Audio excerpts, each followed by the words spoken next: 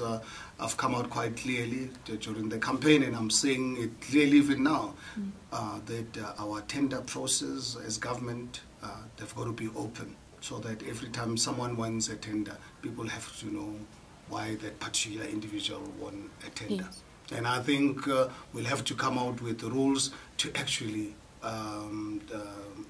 separate us senior executives and our families for participating in that. I think we need to ensure that we don't allow any element of corruption to creep up into our system.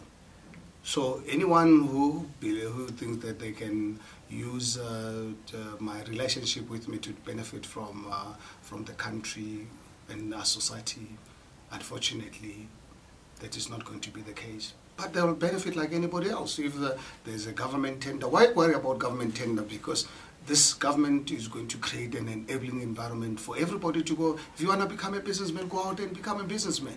That is what I encourage. That's why I've said so many times that small business in particular are going to be my big friends.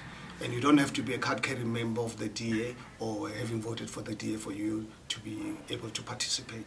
Our participation in this country, in this city, the next 5 years under my administration is going to be open to everyone. Do you believe in the city of Johannesburg there has been quite a bit of corruption?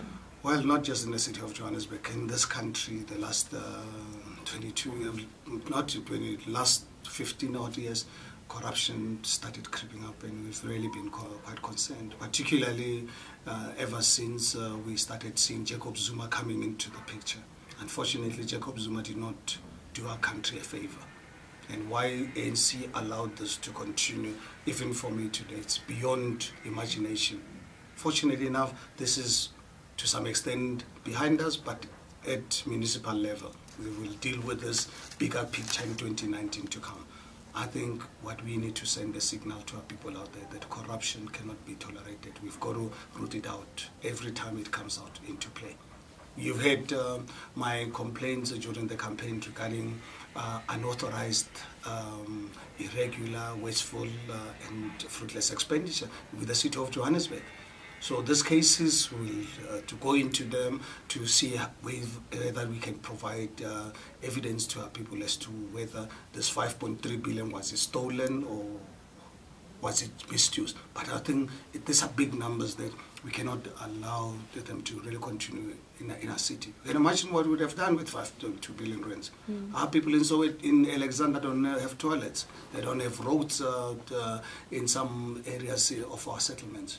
So we need to fight this at all costs. Are you going to be doing audits? Well, it's a normal practice by any business, and including government. In fact, government has got to be the one to demonstrate to civil society that we don't tolerate any acts of wrongdoings. So if there's a suspicion of anything, we need to immediately institute an investigation.